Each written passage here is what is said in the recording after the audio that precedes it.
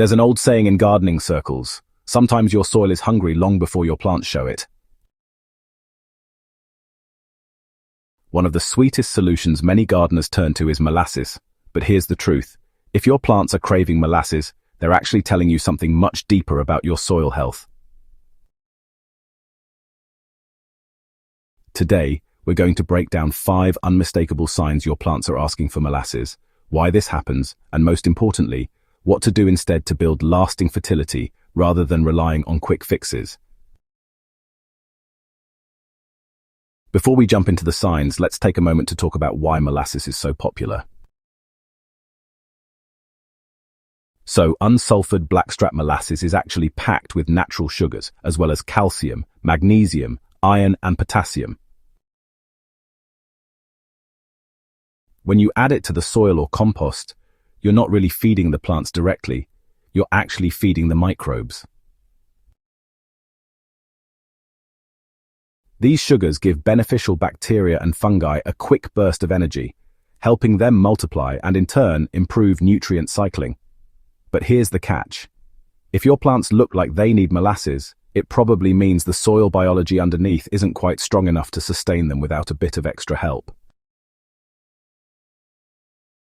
That's where the 5 signs come in. One of the most common signs that your soil might be craving a boost is yellowing leaves, especially in plants that are otherwise well fed. Many gardeners panic and throw on more nitrogen fertilizer, but the real issue may be that the nutrients in your soil aren't being unlocked. Molasses can temporarily fuel microbes to help free up those nutrients, but the long-term solution is adding organic matter like compost or worm castings.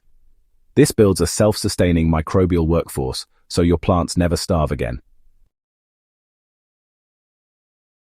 If your plants look like they're stuck in slow motion, barely growing despite sunshine, water, and decent soil, chances are the underground biology is sluggish. Molasses works like an espresso shot for microbes, waking them up and getting them moving. But while this short burst can help, the real answer is to provide those microbes with a balanced diet. Adding leaf mold, shredded leaves, or aged manure creates a constant buffet, so your soil life doesn't crash once the sugar rush is over. Have you ever dug into your garden bed and found hard, crusty, lifeless soil that smells flat? That's a sign your soil microbes are running on empty. So molasses can soften things up by encouraging microbial activity, which helps break down organic matter and create better soil structure. But if you only rely on molasses, you'll be back to square one in a few weeks. Instead, mix in organic matter, mulch heavily, and let earthworms and fungi rebuild your soil into a sponge that holds water and breathes at the same time. It sounds strange, but sometimes plants wilt even after you've given them plenty of water. This happens because poor soil biology means poor root systems, and weak roots can't draw up water effectively. A splash of molasses can feed microbes that loosen soil and help roots breathe, but it's not enough to solve the bigger issue. The fix? Add a blend of compost tea, mulch, and long-lasting organic materials.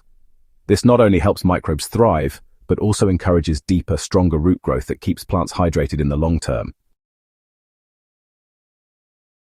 So, a garden overrun with pests is often a sign of stressed, nutrient-poor plants. Healthy plants, with access to well-balanced soil biology, can actually fend off many pests on their own. When plants crave molasses, what they're really lacking is resilience from balanced nutrition. A dose of molasses can sometimes make them perk up temporarily, but honestly, lasting strength comes from building soil that is rich, diverse, and living.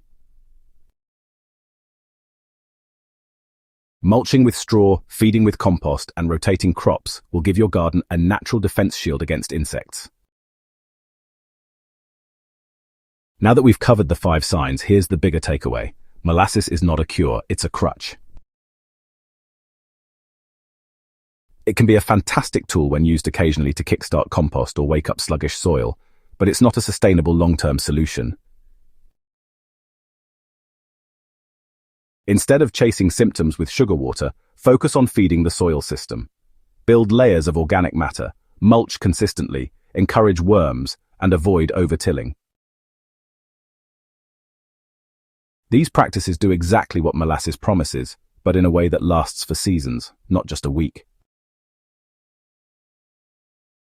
Molasses may be sweet, but the real sweetness in the garden comes from knowing your soil can feed itself year after year. If your plants are showing any of these signs, yellowing leaves, slow growth, compacted soil, wilting, or constant pest pressure, take it as a message from your garden. Don't just reach for a jar of molasses. Instead, build the kind of living, breathing soil that gives your plants everything they need naturally. If you found this guide helpful and you're excited to grow healthier plants without relying on store-bought fixes, be sure to subscribe to Gentle Herb Living. Share this video with a fellow gardener who might be battling the same challenges, and together, let's keep building gardens that are alive from the ground up.